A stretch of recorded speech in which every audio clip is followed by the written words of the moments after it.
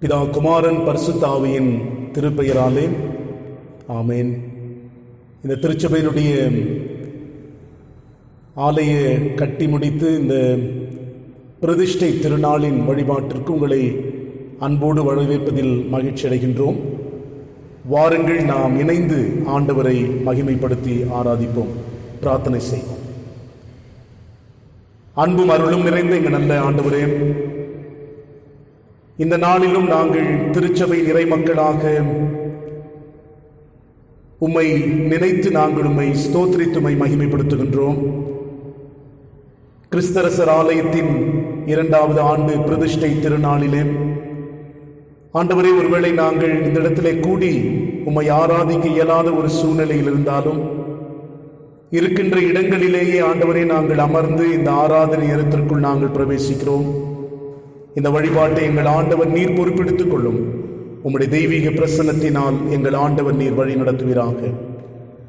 இந்த ஜெபத்தை எங்கள் ஆண்டவரும் அருமை இரட்சகரும் ஆகிய இயேசு கிறிஸ்துவின் நாமத்தில் ஜெபிக்கிறோம் எங்கள் தூய பிதாவே, ஆமென்.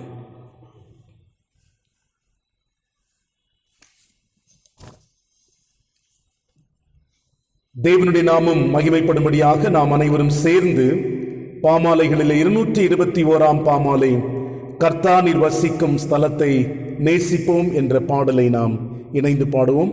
பாமாலையின் 221.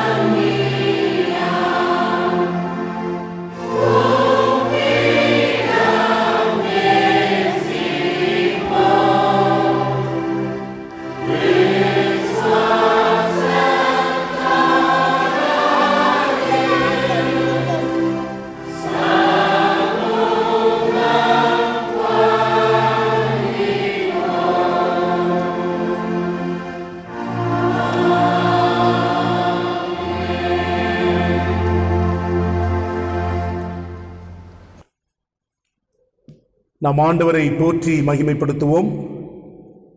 திரையிலே வருகின்ற சபையாரின் மறுமொழியை நீங்கள் எங்களோடு கூட இணைந்து சொல்லும்படியாய் உங்களை அன்போடு கேட்கிறோம்.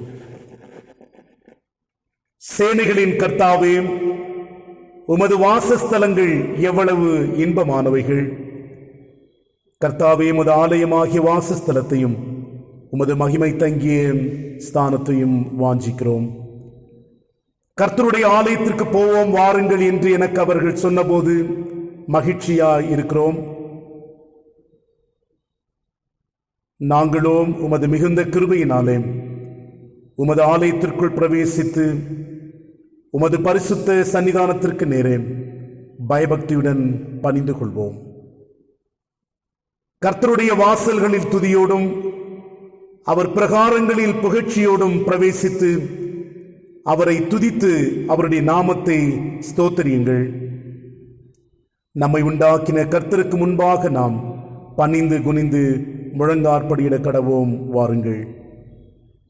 இதோர் காலங்களில் கர்த்தருடைய ஆலயத்தில் நிற்கும் கர்த்தரின் ஊழியக்காரரே, நீங்கள் எல்லோரும் கர்த்தரை ஸ்தோத்திரியுங்கள். கர்த்தருடைய வீட்டிலும் நமது தேவனுடைய ஆலய பிரகாரங்களில் நிற்கிறவர்களே, கர்த்தரை துதியுங்கள். கர்த்தரை நான் எக்காலத்திலும் ஸ்தோத்திரிப்பேன். அவர் துதி எப்பொழுதும் என் வாயில் இருக்கும். என்னோடு கூட கர்த்தரை மகிமைப்படுத்துங்கள். நாம் ஒருமித்து அவர் நாமத்தை உயர்த்துவோமாக. ஆண்டவரே, எங்கள் உதடுகளை திறந்தருளும். அப்பொழுது எங்கள் வாய் உம்முடைய புகழை அறிவிக்கும். பிதாவுக்கும் குமாரனுக்கும் பரிசுத்த ஆவிக்கும் மகிமை உண்டாவதாக.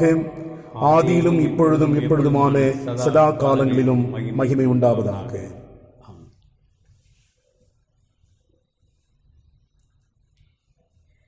தேவன் ஒளியாயிருக்கிறார். அவரில் எவ்வளவேனும் இருள் இல்லை. அவர் ஒளியில் இருக்கிறது போல நாமும் ஒளியிலே நடந்தால் ஒருவரோடு ஒருவர் ஐக்கியப்பட்டிருப்போம். அவருடைய குமாரனாகிய இயேசு கிறிஸ்துவின் இரத்தம் சகல பாவங்களையும் நீக்கி நம்மை சுத்திகரிக்கும். தன் பாவங்களை மறைக்கிறவன் வாழ்வடைய மாட்டான். அவைகளை அறிக்கை செய்து விட்டுவிடுகிறவனோ இரக்கம் பெறுவான். தேவரீர் ஒருவருக்கே விரோதமாக நான் பாவம் செய்து உமது கண்களுக்கு முன்பாக பொல்லாங்கானதை நடப்பித்தேன். நீர் பேசும்போது உம்முடைய நீதி விளங்கவும், நீர் நியாயம் தீர்க்கும் போது உம்முடைய பரிசுத்தம் விளங்கவும் இதை அறிக்கையிடுகிறேன். நாம் மௌனமாக இருந்து சற்று நேரம் நம்மை நாமே சோதனை செய்வோம்.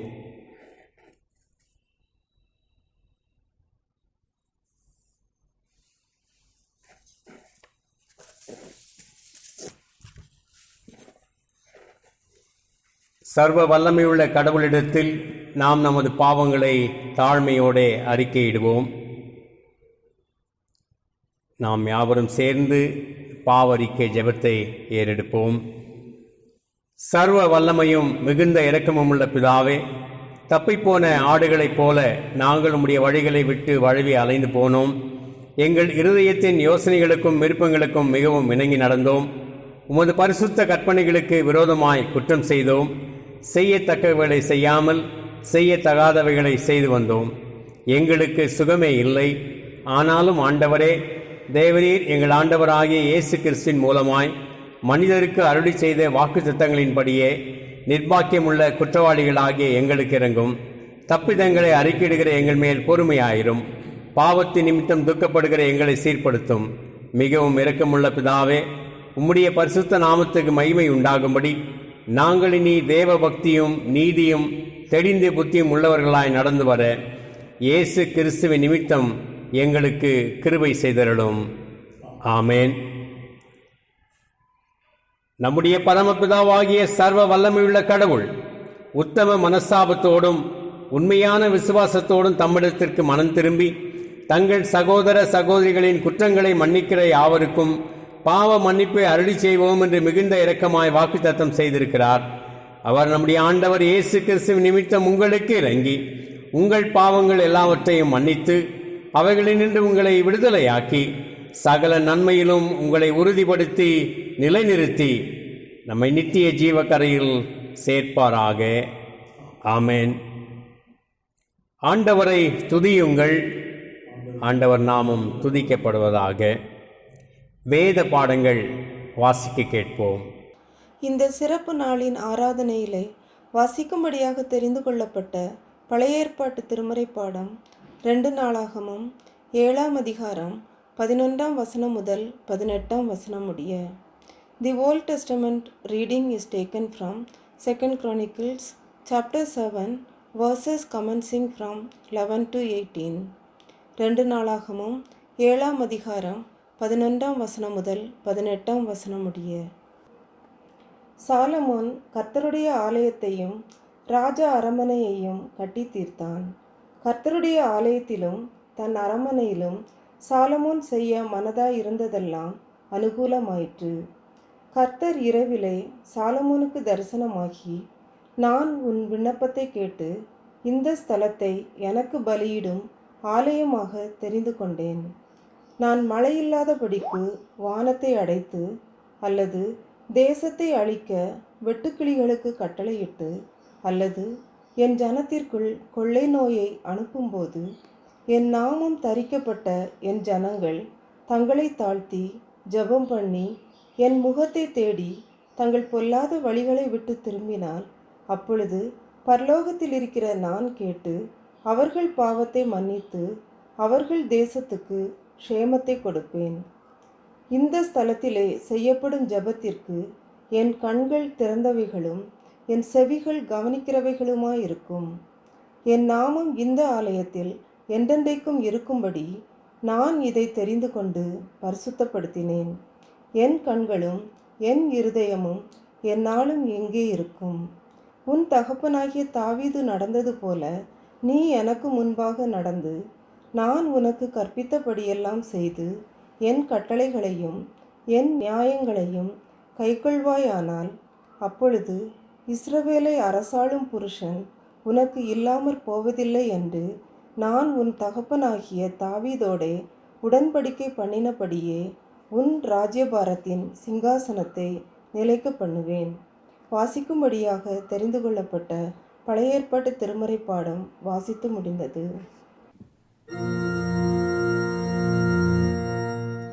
தேவனே உமக்கு ஸ்தோத்திரம் உண்டாவதாக.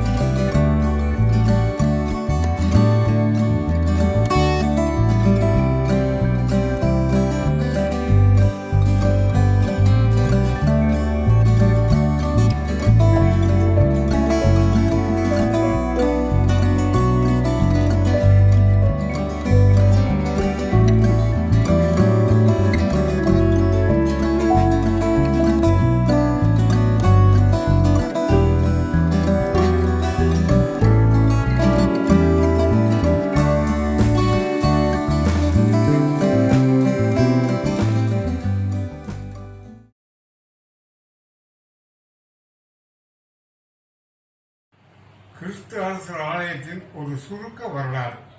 இறைவனின் பேரர்களால் கிறிஸ்து அரசர் ஆலயம் 15/8/1975 ஆண்டு CSI தமிழாலயம் என்ற பெயரோடு ஆரம்பிக்கப்பட்டு 30 குடும்பங்களோடு BEL தொழிற்சாலையின் ஆரம்பப்பள்ளி அறையில் ஞாயிறு முதல் ஆராதனை நடைபெற்று வந்தது. பிப்ரவரி மாதம் 1976 ஆண்டு கர்நாடக மத்திய பேராயத்தின் பேராயர் KE கில் அவர்களால் சபையாக அங்கீகாரம் பெறப்பட்டு ஞாயிறு தோறும் ஆராதனைகள் நடைபெற்று வந்தது. போதுமான இடவசதி இல்லாததால் 21/12/1976 நாள் BEL தொழிற்சாலர் சங்க அலுவலகத்தில் ஆராதனைகளும் விழா கொண்டாட்டங்களும் நடைபெற்று வந்தது. 14/12/1977 ஆண்டு 50 அடிக்கு 120 அடி அளவில் தற்போதுள்ள ஆலயம் நிலம் வாங்கப்பட்டு ரிஜிஸ்டர் செய்யப்பட்டது. அந்நிலத்திற்கு இணையாக இருந்த 34 அடிக்கு 47 அடி அளவில் நிலம் வாங்கப்பட்டு 21/11/1980 ரிஜிஸ்டர் செய்யப்பட்டது. 8 ஆண்டுகளுக்கு பிறகு ஆயர் ஜெய்பால் டானியல் அவர்களின் பெருமுயற்சியாலும் பரிவாரண குழுவின் ஒத்துழைப்பாலும் திருச்சபை மக்கள் கொடுத்த நன்கொடைகளாலும் உற்சாகத்தோடு 28 அடிக்கு 40 அடி அளவில் இவ்வாலயம் சிற்றாலயமாக கட்டப்பட்டு 21/8/1983 ஆண்டு நன்னாளில் பேராயர் டாக்டர் ஸ்ரீ ஜத்தன்னா அவர்களால் பிரதிஷ்டை செய்யப்பட்டு ஆராதனைகள் அனைத்து விழா நிகழ்ச்சிகள் உற்சாகத்தோடு நடைபெற்று வந்தது. 15/8/1989 ஆண்டு CSI தமிழாலயம் என்ற பெயர் நீக்கப்பட்டு CSI கிறிஸ்து அரசர் ஆலயம் என்ற பெயர் சூட்டப்பட்டு பேராயத்தால் அங்கீகாரம் பெற்று 55 குடும்பங்களோடு ஆராதனைகள் நடைபெற்று வந்தது. அடுத்து ஆலயத்திற்கு முன்புறம் உள்ள அதாவது மெயின் ரோட்டுக்கு அருகில் நிலம் காலியாக இருந்ததால் அன்றைய செயலாளர் திரு சாமிப்பிள்ளை அவர்களின் பெரும் முயற்சியாலும் பேராயர் ஜத்தன்னா, பேராயர் செயலாளர், பொருளாளர் ஆகியோரின் அனுமதியோடும் நிதியுதவியோடும் 30 அடிக்கு 40 அடி அளவில் அந்நிலம் வாங்கப்பட்டு 6/9/1991 ஆண்டு முறைப்படி பேராயத்தின் பெயரில் ரிஜிஸ்டர் செய்யப்பட்டது. பழைய பலிபீடம் பழமையாக இருந்ததால் பலிபீடம் மாற்றி அமைக்கப்பட்டு பேராயர் WV கால் அவர்களால் 18/12/1994 ஆண்டு பிரதிஷ்டை செய்யப்பட்டது. பேராயர் வசந்தகுமார், பேராய அதிகாரிகள், ஆயர் ஆகியோரின் பேர் உள்ளத்தாலும் நிதி உதவியாலும் சிற்றாலயம் 28 அடிக்கு 20 அடி அளவில் விரிவுபடுத்தப்பட்டது. அத்தோடு ஓய்வு நாள் பள்ளிக்கூடம் கட்டப்பட்டது. Extension building and Sunday school hall, அதாவது விரிவுபடுத்தப்பட்ட கட்டடமும் ஓய்வு நாள் பள்ளிக்கூடமும் பேராயத்தின் அதிகாரிகள், விருந்தினர்கள், திருச்சபை மக்கள் முன்னிலையில் 13/12/1998 ஆண்டு நன்னாளில் பேராயர் வசந்தகுமார் அவர்களால் பிரதிஷ்டை செய்யப்பட்டது. ஆலயத்தின் மணிக்கூண்டு, ஆபீஸ், வாலிபர் சங்க கூடம் ஆகியவை கட்டப்பட்டு 18/5/2003 நாள் பேராய பொருளாளர் திரு கிங்தாஸ் அவர்களால் பிரதிஷ்டை செய்யப்பட்டது. ஆயர் கிறிஸ்டி ராஜகுமார் அவர்களின் மாபெரும் கடின முயற்சியாலும் பரிவாரண குழுவின் பெரும் ஒத்துழைப்பாலும் பேராயத்தின் அதிகாரிகள், பெங்களூர் மாநகராட்சி அதிகாரிகளின் அனுமதியாலும் புதிய ஆலயம் கட்டப்பட அனைத்து நடவடிக்கைகளும் எடுக்கப்பட்டு பழைய ஆலயம் முழுவதும் இடிக்கப்பட்டு சமப்படுத்தப்பட்டது. 1/11/2017 நாள் அன்று புதிய ஆலயம் கட்டப்பட திருச்சபை மக்கள் முன்னிலையில் பேராயர் டாக்டர் PK சாமுவேல் அவர்களால் அடிக்கல் நாட்டப்பட்டது. புதிய ஆலயம் கட்டப்பட நமது ஆலய கட்டட நிதிகள், நன்கொடைகள், பற்பல ஆலயங்களிலிருந்து பெறப்பட்ட நன்கொடைகள், பெண்கள் ஐக்கிய சங்க பெண்மணிகள் கொடுத்த நன்கொடைகள், வாலிபர் சங்கத்தின் மூலமாக சேகரித்த நிதிகள் முதலிய போதுமான நிதியோடு 8 மாதங்களில் ஏறத்தாழ 1,15,00,000 செலவில் அனைத்து வசதிகளோடும் புதிய பேராலயம் நேர்த்தியாக கட்டப்பட்டு 29/7/2018 ஆண்டு பொன்னாளில் பேராயர் டாக்டர் PK சாமுவேல் அவர்களால் பிரதிஷ்டை செய்யப்பட்டது. இன்று புதிய பேராலயம் 2 ஆண்டுகள் நிறைவு பெற்று 90 மகிழ்ச்சி குடும்பங்களோடு கலைஞரை விளக்காக ஒளி வீசிக் கொண்டுள்ளது.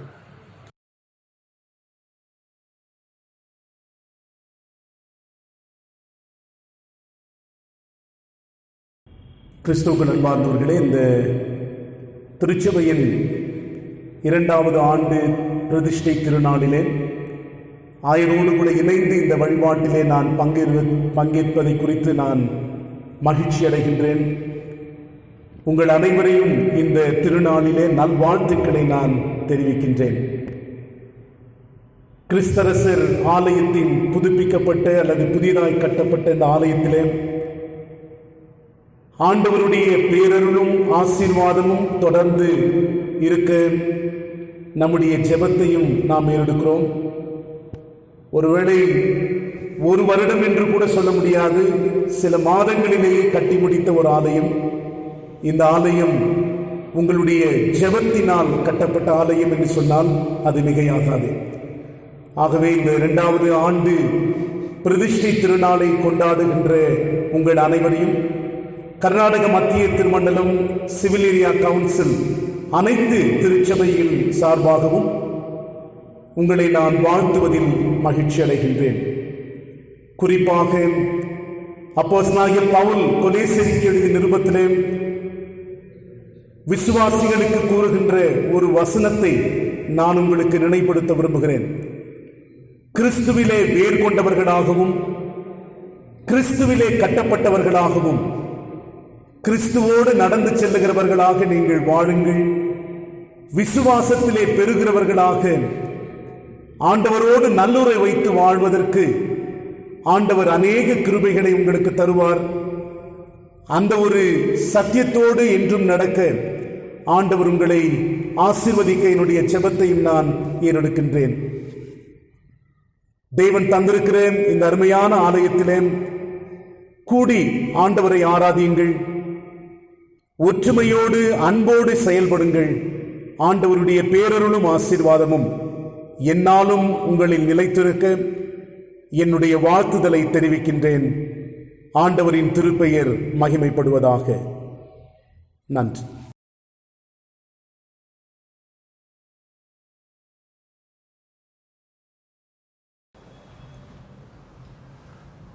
ஆண்டவராகிய இயேசு கிறிஸ்துவின் நாமத்திலே உங்கள் யாவரையும் வாழ்த்துவதிலே மகிழ்ச்சி அடைகின்றேன்.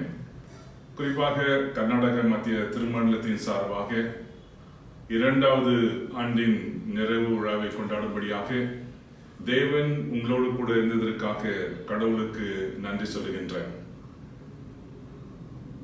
கிரைஸ்த கிங் திருச்சபை பொறுத்த மட்டில்லை, நான் பேராயராக அபிஷேகம் பண்ணப்பட்ட பிற்பாடு முதன்முறையாக அந்த ஆலயத்திற்கு நான் அழைக்கப்பட்ட போது கிறிஸ்டி ராஜ்குமார் ஐயர் அவர்கள் அங்கே இருந்தார்கள்.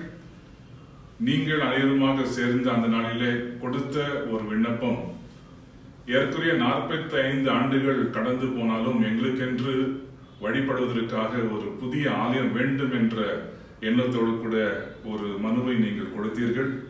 அதற்கு இயங்க தேவன் தன்னுடைய திட்டத்தின் பிரகாரமாக தன்னுடைய ஆசீர்வாதத்தின் நிறைவிலே உங்களுக்காக ஒரு அழகுள்ள ஒரு ஆலயமானது கட்டி முடிக்கும்படியாக தேவன் கிருபை கொடுத்தார். ஆகவே இந்த நாளிலே நீங்கள் பின்னதாக திரும்பி பார்த்து கடவுள் எவ்வளமாக உங்களை வழிநடத்தி வந்தார்.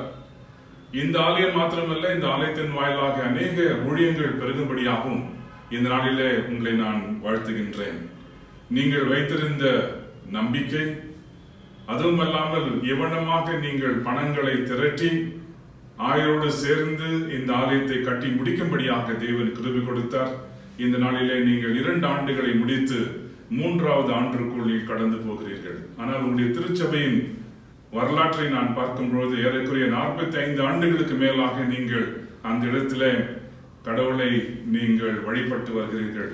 ஆகவே உங்களுடைய வரலாற்றின் அர்த்தம் கடந்த காலத்தில் இல்லை, ஆனால் அது இன்றைய காலத்தில் இருக்கிறது என்பதை நாம் உணர வேண்டியவர்களாக இருக்கின்றோம்.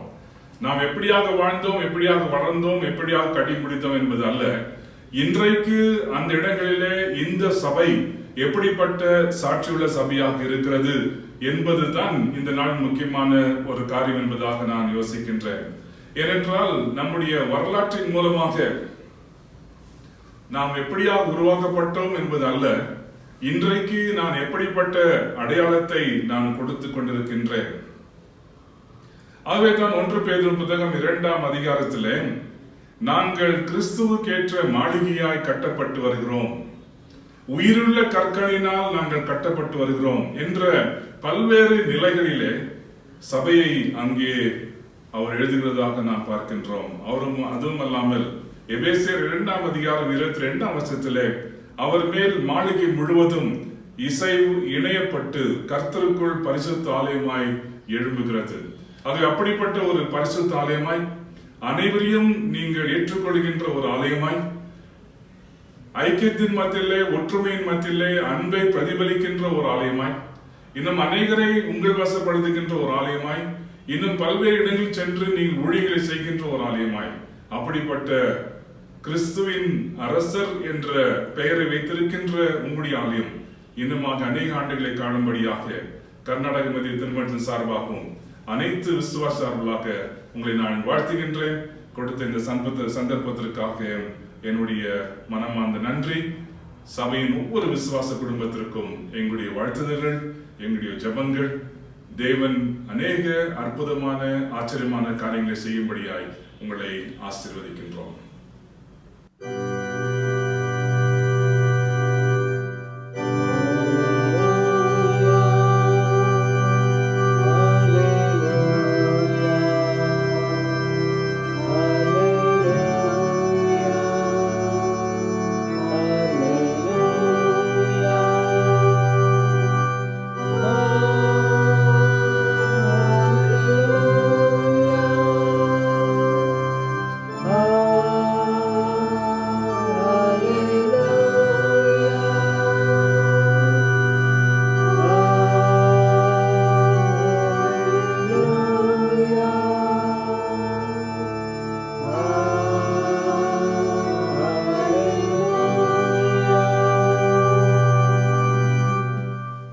பரிசுத்த மத்தேயு எழுதிய நற்செய்தி நூல் 21ஆம் அதிகாரம் 10ஆம் வசனம் முதல் 16ஆம் வசனம் வரை அடங்கியுள்ள கடவுளுடைய வார்த்தையை கேளுங்கள்.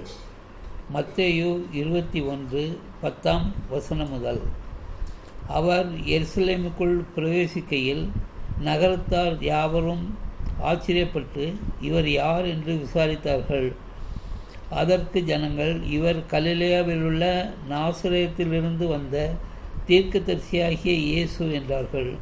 இயேசு தேவாலயத்தில் பிரவேசித்து ஆலயத்திலே விற்கிறவர்களும் கொள்ளுகிறவர்களுமாகிய யாவரையும் வெளியே துரத்தி காசுக்காரருடைய பலகைகளையும் புறா விற்கிறவர்களின் ஆசனங்களையும் கவிழ்த்து, என்னுடைய வீடு ஜெப வீடு எனப்படும் என்று எழுதியிருக்கிறது, நீங்களோ அதை கள்ளர் குகையாக்கினீர்கள் என்றார். அப்பொழுது குருடரும் சப்பானியரும் தேவாலயத்திலே அவரிடத்தில் வந்தார்கள். அவர்களை சொஸ்தமாக்கினார். அவர் செய்த அதிசயங்களையும் தாவீதின் குமாரனுக்கு ஓசனா என்கிற தேவாலயத்திலே ஆர்ப்பரிக்கிற பிள்ளைகளையும் பிரதான ஆசாரியரும் வேதபாரகரும் கண்டு கோபமடைந்து அவரை நோக்கி, இவர்கள் சொல்கிறதை கேட்கிறீரோ என்றார்கள். அதற்கு இயேசு, ஆம் கேட்கிறேன். குழந்தைகளுடைய வாயினாலும் பாலகருடைய வாயினாலும் துதி உண்டாகும்படி செய்கிறீர் என்பதை நீங்கள் ஒரு காலம் வாசிக்கவில்லையா என்றார். வாசிக்கும்படியாக குறிக்கப்பட்டுள்ள நற்செய்தி பாடம் வாசித்தாயிற்று.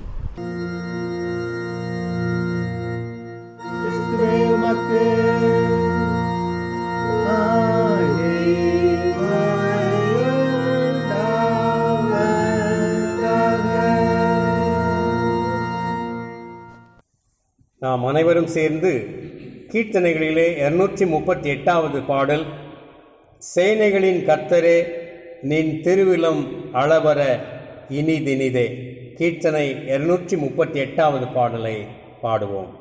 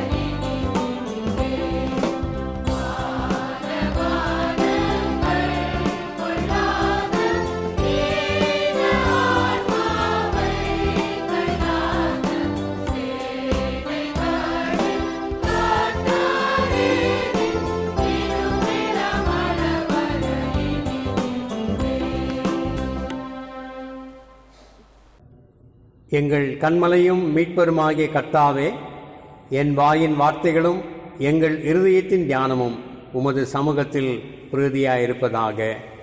ஆமேன். கிறிஸ்துவுக்குள் அன்பானவர்களே, நமது கிறிஸ்து அரசர் ஆலயத்தின் வரலாற்றிலே இன்று மிக மிக முக்கியமான ஒரு நன்னாள், ஒரு பொன்னாள்.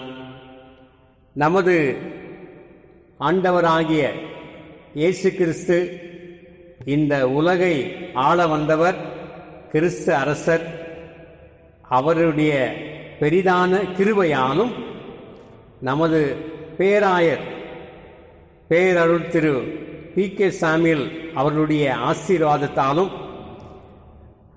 நமது அருமை போதகர் கிறிஸ்டி ராஜ்குமார் அவர்களுடைய அயராத உழைப்பினாலும் உங்கள் எல்லோருடைய ஊக்கமான ஜெபத்தினாலும் கடந்த 29 ஜூலை 2018 ஆண்டு இந்த மேன்மையான அழகிய ஆலயம் பிரதிஷ்டை செய்யப்பட்டு நமக்கு கொடுக்கப்பட்டிருக்கின்றது. ஆண்டவருக்கு நாம் நன்றி செலுத்த கடமைப்பட்டிருக்கின்றோம். கடந்த 45 வருடங்களுக்கு மேலாக நமது ஆலய வரலாற்றிலே அநேக நிகழ்வுகள் நடந்தேறியிருக்கின்றன. 5 பேராயர்கள் நம்முடைய ஆலயத்துக்கு வருகை தந்திருக்கின்றார்கள். Bishop KE Gill, bishop CD Jathanna, bishop Solomon Duraisamy, bishop S Vasanthakumar மற்றும் மதிப்புக்குரிய பிஷப் PK சாமுவேல் மற்றும் அநேக போதகர்மார்கள், அநேக தேவ ஊழியர்கள் அந்தந்த காலகட்டங்களிலே சிறப்பான ஊழியங்களை செய்திருக்கின்றார்கள். இவர்கள் எல்லோருக்காகவும் கடவுளுக்கு நாம் நன்றி சொல்ல அழைக்கப்பட்டிருக்கின்றோம். இந்த புதிய ஆலயம் கம்பீரமாக நிற்க காரணமாயிருந்த அனைவருக்கும் எங்களது நெஞ்சார்ந்த நன்றிகளை தெரிவித்துக் கொள்கின்றோம். வாசிக்க கேட்ட நற்செய்தி வேத பகுதியினுடைய அடிப்படையிலே சில குறிப்புகளை உங்களோடு பகிர்ந்து கொள்ள ஆசைப்படுகின்றேன். மத்தேயு எழுதின நற்செய்தி நூல் 21வது அதிகாரம் வசனங்கள் 10 to 16 வரை நாம் வாசிக்க கேட்டோம். இந்த பகுதி இயேசு எருசலேமை நோக்கி பவனியாக சென்றதன் நிகழ்வை நமக்கு தெரியப்படுத்துகின்றது. அந்த பவனியிலே எருசலேம் ஆலயத்துக்குள் சென்று அவர் என்ன செய்தார் என்கின்றதை இந்த வசனங்கள் நமக்கு சுட்டி காட்டுகின்றன. மத்தேயு 21:10 வசனத்திலிருந்து நாம் வாசிக்க கேட்டோம்.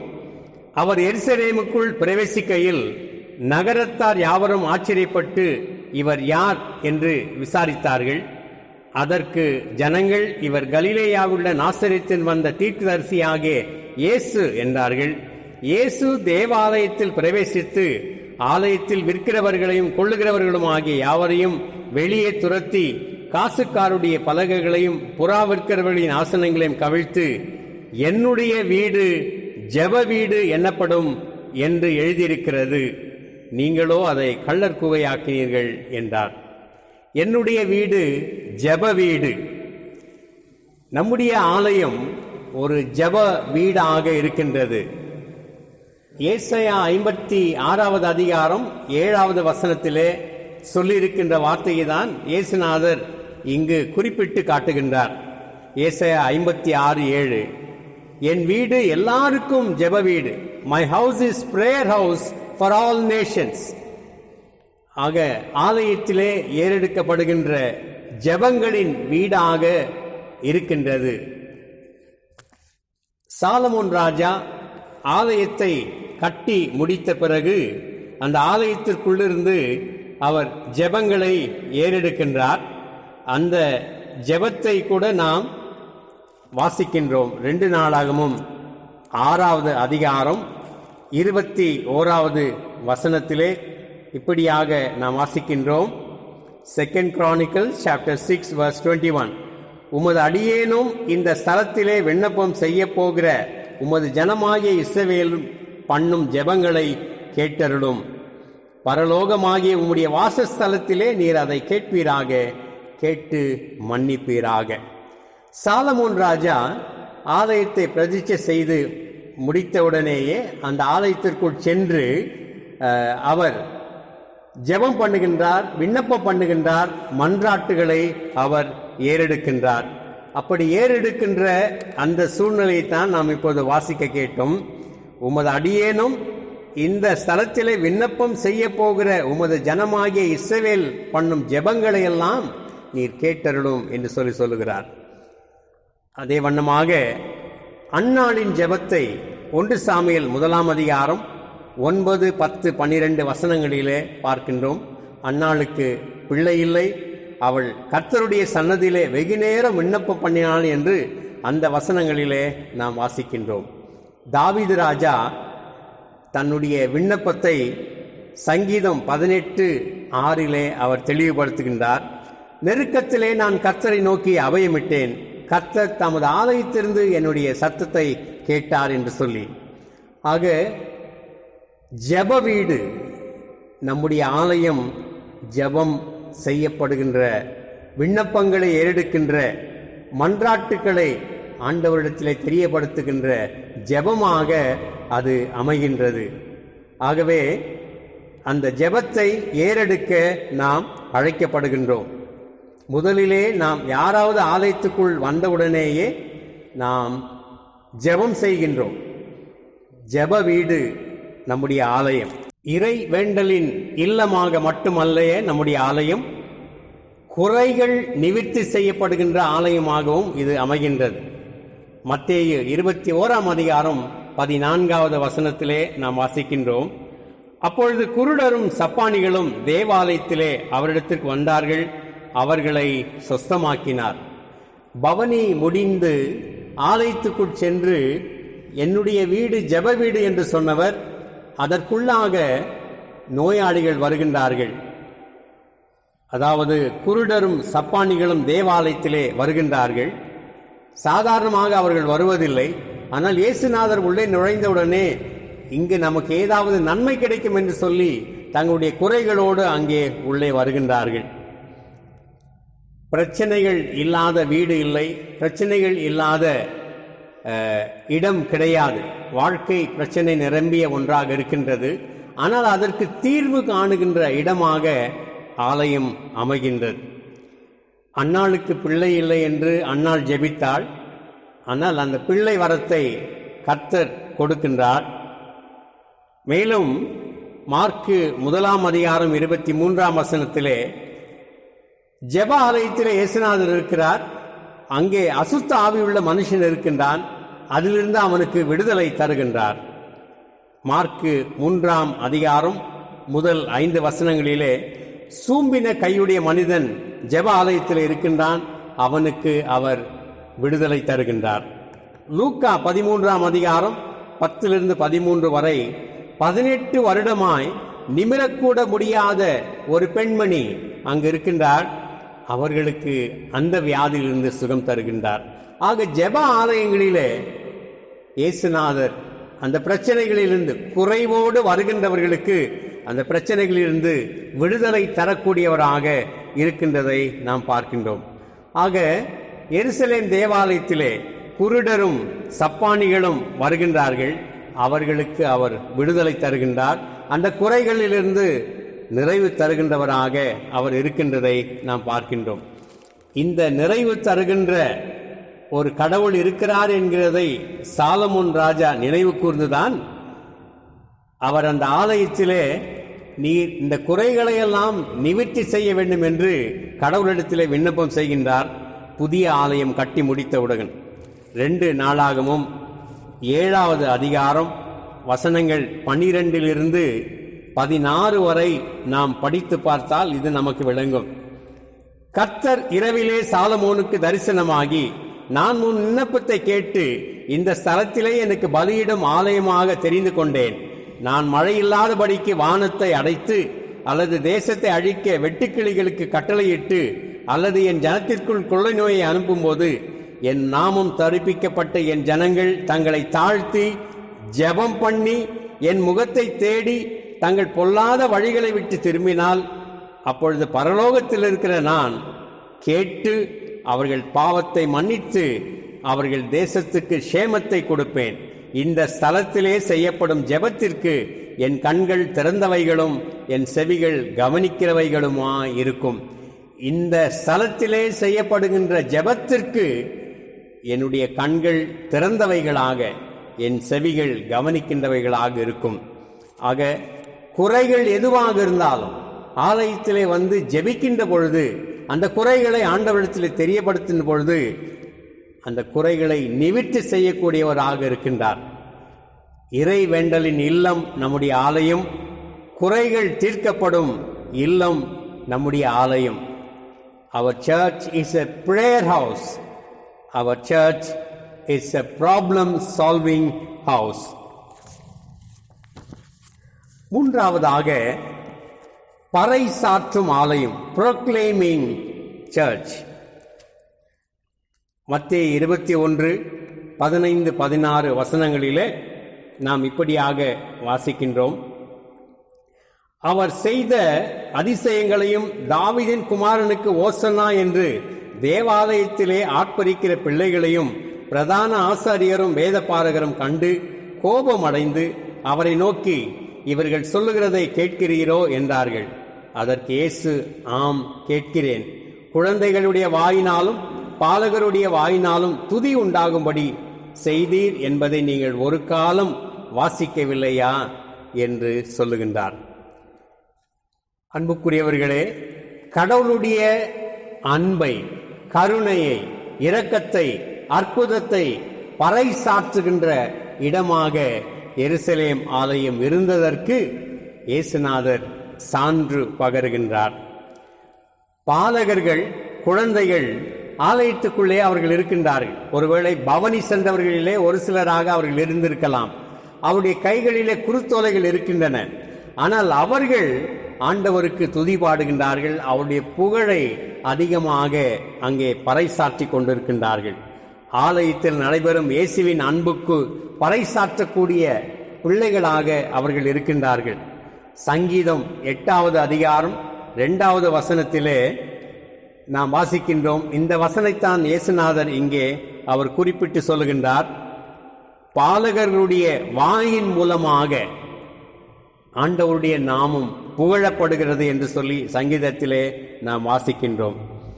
ஆக இதனையே இந்த பறைசாற்றுகின்ற நிலையிலேதான் சாலமோன் ராஜா கூட தான் பிரதிஷ்டை செய்து அந்த ஆலயத்துக்குள் சென்று விண்ணப்பம் பண்ணுகின்ற அந்த நிலையிலே சாலமோன் ராஜா அவரும் சொல்லுகின்றார். 2 நாளாகமும் 7வது அதிகாரம் 3வது வசனம், அக்கினி இறங்குகிறதையும் கர்த்தருடைய மகிமை ஆலயத்தின் மேல் தங்கியிருக்கிறதையும் இஸ்ரவேல் புத்திரர் எல்லாரும் கண்டபோது தள வரிசை மட்டும் தரையிலே முகங்குப்புற குனிந்து பணிந்து, கர்த்தர் நல்லவர், அவருடைய கிருபை என்றும் உள்ளது என்று சொல்லி அவரை துதித்தார்கள். சாலமோன் கட்டிய தேவாலயத்திலே அந்த நாளிலே எல்லோரும் பணிந்து குனிந்து ஆண்டவரை துதித்தார்கள் என்று நாம் இங்கே வாசிக்கின்றோம். அதே வண்ணமாக இங்கு நடைபெறுகின்ற அனைத்து நிகழ்வுகளிலேயும் ஆண்டவருடைய நாமம் புகழப்பட வேண்டும், துதிக்கப்பட வேண்டும். We need to proclaim the praise, glory and honor to Jesus. இந்த துதி, மகிமை அனைத்தையும் பறைசாற்றுகின்ற இடமாக நம்முடைய ஆலயம் அமைய வேண்டும். இறைவேண்டல் இல்லம், குறைகளை தீர்க்கும் இல்லம், பறைசாற்றுகின்ற இல்லமாக நம்முடைய ஆலயம் திகழ்கிறதற்காக ஆண்டவருக்கு நாம் நன்றிகளை ஏறெடுக்க கடமைப்பட்டிருக்கின்றோம். பவுல் இந்த ஆலயத்தை குறித்து எழுதுகின்ற பொழுது 1 கொரிந்தியர் 3ஆம் அதிகாரம் 16-17 வசனங்களிலே, நீங்கள் தேவனுடைய ஆலயமா இருக்கிறீர்கள் என்று உங்களுக்கு தெரியவில்லையா? நீங்களே அந்த ஆலயம். You are the temple of God. இங்கே தனிப்பட்ட ஒரு நபரை மட்டும் குறிக்கக்கூடிய சொல்லாக பவுல் அங்கே எழுதவில்லை. இந்த உலகிலே இருக்கின்ற அனைத்து விசுவாசிகளையும், இயேசுநாதரை யாரெல்லாம் நம்பி விசுவாசித்து சொந்த இரட்சகராக ஏற்றுக்கொண்டிருக்கின்றார்களோ அவர்கள் எல்லோருமே இந்த நீங்கள் தேவனுடைய ஆலயம் என்கிறதை குறிக்கின்ற பதம் சுட்டி காட்டுகின்றது.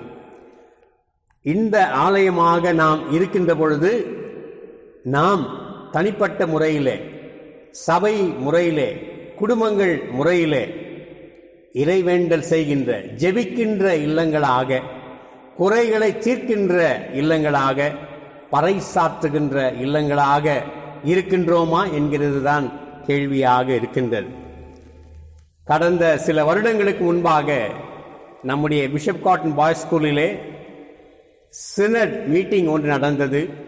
அந்த நாளினுடைய முதலமைச்சர் திருவாளர் SM கிருஷ்ணா அவர்கள் அதிலே கலந்து கொண்டார்கள். அவர் கலந்து கொண்டு எல்லோரும் கிறிஸ்தவ அன்பர்களையெல்லாம், கிறிஸ்தவ திருப்பணிகளையெல்லாம், ஊழியங்களையெல்லாம் மிகவும் புகழ்ந்து பாராட்டி பேசினார். அவர் சொன்ன ஒரு காரியம் என்னுடைய ஞாபகத்துக்கு வருகின்றது. எங்கெங்கெல்லாம் நான் சிலுவையை பார்க்கின்றேனோ அங்கெல்லாம் ஏதோ ஒரு நல்ல காரியம் நடக்கிறது என்று நான் நினைக்கின்றேன் என்று குறிப்பிடுகின்றார். நம்முடைய ஆலயத்தின் மேலே இருக்கக்கூடிய சிலுவை சின்னம் இயேசுவினுடைய புகழுக்கும் கனத்திற்கும் மகிமைக்கும் நல்ல செயல்களுக்கும் அது பறைசாற்றுகின்ற காரியமாக அமைந்திருக்கின்றது. நாமும் கிறிஸ்துவின் ஆலயங்களாக இருந்து இறைவேண்டலை செய்து குறைகளை தீர்க்கின்றவர்களாக வாழ்ந்து அவருடைய புகழை பறைசாற்றுவோம். தேவன் தொடர்ந்து நம்மை வழி நடத்துவாராக. ஆமென். நாம் யாவரும் சேர்ந்து நம்முடைய விசுவாச பிரமாணத்தை அப்போஸ்தலர் விசுவாச பிரமாணத்தின் மூலமாக அறிக்கை செய்வோம். ஜெப புத்தகத்திலே 88வது பக்கம். வானத்தையும் பூமியையும் படைத்த சர்வ வல்லமையுள்ள பிதாவாகிய தேவனை விசுவாசிக்கிறேன். அவருடைய ஒரே குமாரனாகிய நம்முடைய நாதர் இயேசு கிறிஸ்துவையும் விசுவாசிக்கிறேன். அவர் பரிசுத்த ஆவியினாலே கன்னிமரியாளுக்கு உற்பத்தி பிறந்தார். பொந்தி பிலாத்துவின் காலத்தில் பாடுபட்டு சிலுவையில் அறையுண்டு மரித்து அடக்கம் பண்ணப்பட்டு பாதாளத்தில் இறங்கினார். 3ஆம் நாள் மரித்தோரிடத்திலிருந்து எழுந்தருளினார். பரமண்டலத்துக்கு ஏறி சர்வ வல்லமையுள்ள பிதாவாகிய தேவனுடைய வலது பாசத்திலே வீற்றிருக்கிறார். அவ்விடத்திலிருந்து உயிருள்ளோரையும் மரித்தோரையும் நியாயம் தீர்க்க வருவார். பரிசுத்த ஆவியை விசுவாசிக்கிறேன். பொதுவாக இருக்கிற பரிசுத்த சபையும் பரிசுத்தவான்களுடைய ஐக்கியமும் பாவ மன்னிப்பும் சரீர உயிர்த்தெழுதலும் நித்திய ஜீவனம் உண்டென்று விசுவாசிக்கிறேன். ஆமென். சற்று நேரம் அமைதியோடு நாம் ஆண்டவருடைய பிரசன்னத்தை உணர்ந்து நம்முடைய மன்றாட்டுகளை நாம் ஏறெடுப்போம். ஒவ்வொரு மன்றாட்டு ஜெபத்துக்கு பிறகும் திரையிலே வருகிற சபையாரின் மறுமொழியை நீங்கள் சொல்லும்படியாய் உங்களை கேட்கிறேன். மாட்சிமை உள்ள கர்த்தாவே, மகிமையான இந்த ஆலயத்தை நீர் எங்களுக்கு கொடுத்திருக்கிறதற்காக உம்மை துதிக்கிறோம். இங்கு உட்பிரவேசிக்கிற உம்முடைய ஜனங்கள் ஒவ்வொருவரோடும் உம்முடைய தெய்வீக சமாதானம் தங்கியிருப்பதாக. மகிமையின் ஆண்டவரே, எங்கள் மன்றாட்டை கேட்டருளும். சர்வ வல்ல பிதாவே, கிறிஸ்தரசர் திருச்சபை உருவாக்கப்பட்டு 46 வருடங்களாக இத்திருச்சபையை சிறப்பாக வளர அயராது பணியாற்றிய ஆயர்கள், திருச்சபையிலே பணியாற்றிய செயலாளர்கள், பொருளாளர்கள், பரிபாலன குழு அங்கத்தினர்கள், மூப்பர்கள், இறைமக்கள் யாவருக்காகவும் உமக்கு நன்றி செலுத்துகிறோம். இத்திருச்சபையை ஆவிக்குரிய காரியங்களில் மென்மேலும் வளரவும் மற்றவர்களுக்கு முன்மாதிரியான திருச்சபையாக விளங்கவும் அனுக்கிரகம் செய்ய உம்மை வேண்டிக் கொள்கிறோம். சர்வ வல்லவரே, எங்கள் மன்றாட்டை கேட்டருளும். அன்பின் இறைவாம், இத்திருச்சபையின் ஒவ்வொரு அங்கத்தினர்களுக்காகவும் அவர்கள் குடும்பத்தினருக்காக நாங்கள் உம்மிடம் மன்றாடுகின்றோம். ஒவ்வொரு குடும்பத்திலும் நீர் பிரசன்னமாகி ஆசீர்வதித்து வழி நடத்துமாறு உம்மை கெஞ்சுகிறோம். இறைவா, எங்கள் மன்றாட்டை கேட்டருளும். எங்கள் வழிகாட்டியாம் தூய பிதாவே, இத்திருச்சபையில் பணியாற்றுகின்ற ஆயர்களுக்காகவும் பரிபாலன குழு அங்கத்தினர்களுக்காகவும் பாடற் குழுவினர், பெண்கள் ஐக்கிய சங்கத்தினர், வாலிபர்கள், ஓய்வு நாள் பள்ளி பிள்ளைகள், ஆசிரியர்கள் அனைவருக்காக நாங்கள் உமக்கு நன்றி செலுத்துகிறோம். நீர் இவர்களுக்கு கொடுத்திருக்கின்ற தாளந்துகளை உம்முடைய நாம மகிமைக்காக பயன்படுத்த வழிநடத்துமாறு உம்மிடம் மன்றாடுகின்றோம். பிதாவே, எங்கள் மன்றாட்டை கேட்டருளும். சர்வ வல்லமை உள்ள கர்த்தாவே, கர்நாடக மத்திய திருமண்டலத்திற்காகவும் அதில் தம் அருட்பணியை நிறைவேற்றி வரும் எங்கள் பேராயர் மற்றும் அனைத்து ஆயர்களுக்காகவும் உமக்கு நன்றி கூறுகின்றோம்.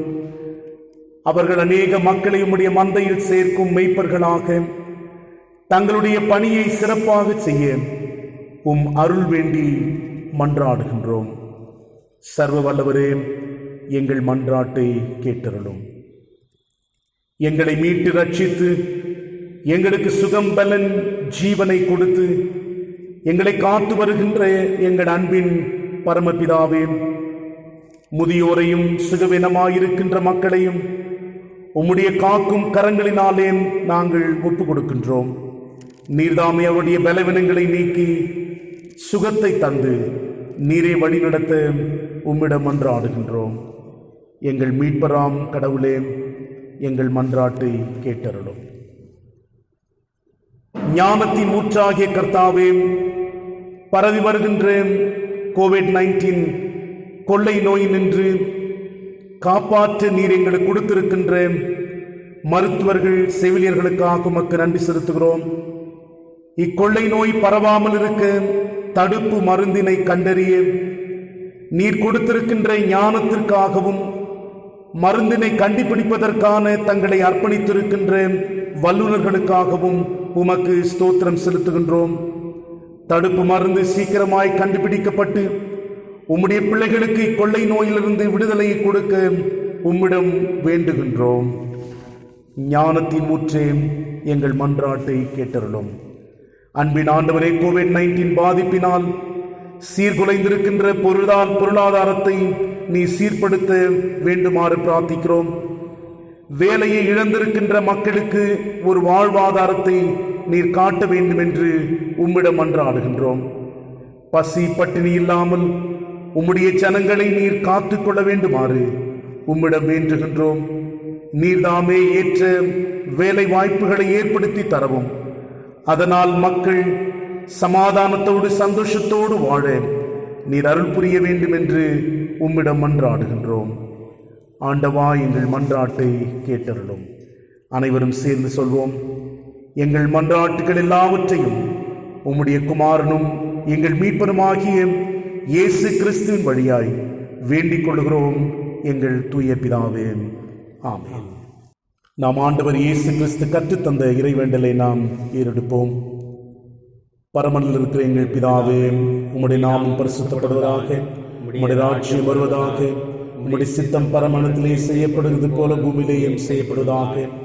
அன்றன்றுள்ள எங்கள் அப்பத்தை எங்களுக்கு இன்று தாரும். எங்களுக்கு விரோதமாய் குற்றம் செய்கிறவர்களுக்கு நாங்கள் மன்னிக்கிறது போல எங்கள் குற்றங்களை எங்களுக்கு மன்னியும்.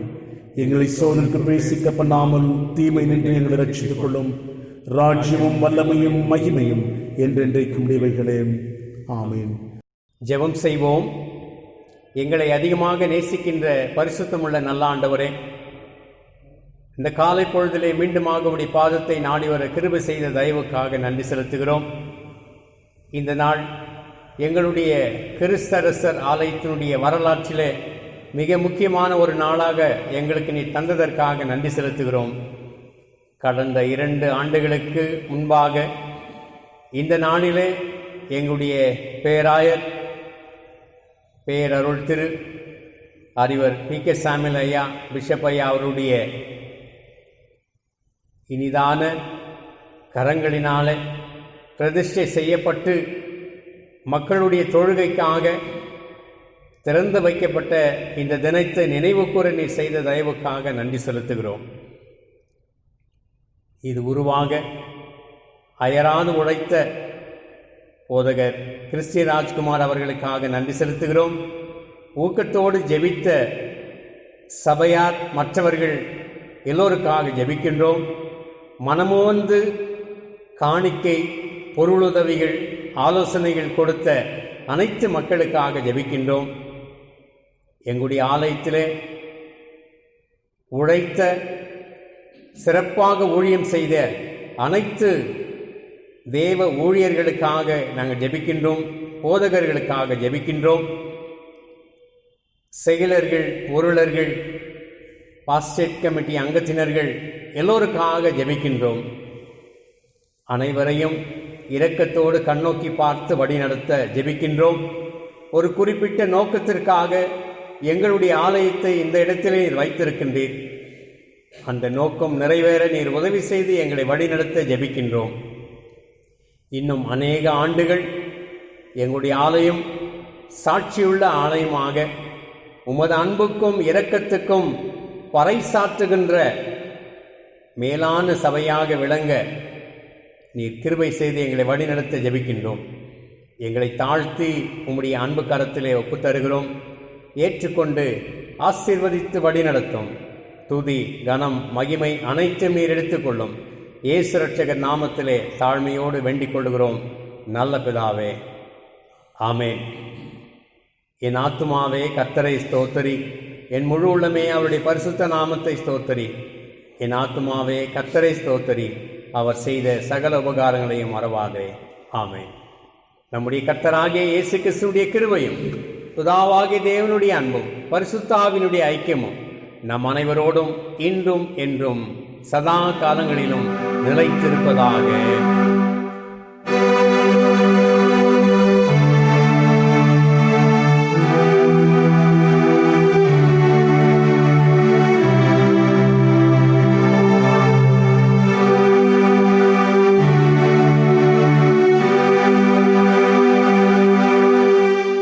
கிறிஸ்துவுக்குள் அன்பார்ந்த திருச்சபையின் மக்கள் யாவருக்கும் இந்த நன்னாளில் இனிய ஆண்டு விழா நல்வாழ்த்துக்களை பரிபாலன குழுவின் சார்பில் மிக்க மகிழ்ச்சியுடன் தெரிவித்துக் கொள்கிறேன். கடந்த 2018 ஆகஸ்ட் 1ஆம் தேதி முதல் ரெவரண்ட் ஜேக்கப் ஐயா அவர்கள் நமது திருச்சபையின் போதகராக பணிபுரிந்து வந்தார்கள். கடந்த 23ஆம் தேதி ஐயா அவர்கள் தன்னுடைய பணியிலிருந்து ஓய்வு பெற்றுவிட்டார்கள். ஆனால் பேராயத்தின் வேண்டுகோளின்படி தொடர்ந்து ஐயா அவர்கள் நமது திருச்சபையின் பிரெஸ்பெக்டராக பணி செய்வார்கள் என்பதை தெரிவித்துக் கொள்கிறேன். அதே சமயம் ரெவரண்ட் கிறிஸ்டி ராஜ்குமார் ஐயா அவர்கள் கடந்த 24ஆம் தேதி முதல் நமது திருச்சபையின் பிரெஸ்பெக்டர் இன்சார்ஜாக பொறுப்பேற்றுக் கொண்டிருக்கிறார்கள் என்பதையும் இந்த நேரத்தில் உங்களுக்கு மிக்க மகிழ்ச்சியுடன் தெரிவித்துக் கொள்கிறேன். கடந்த திங்கட்கிழமை அன்று ஐயா அவர்கள் ஆலயத்துக்கு வந்திருந்த பொழுது அன்புடன் திருச்சபையின் சார்பில் வரவேற்கப்பட்டார்கள் என்பதையும் இந்த நேரத்தில் மகிழ்ச்சியுடன் தெரிவித்துக் கொள்கிறேன். முடிவாக பாமாலையிலே 261வது பாடல், எல்லாருக்கும் உன்னதர் கர்த்தாதி கர்த்தரே என்கின்ற பாடலை நாம் பாடுவோம்.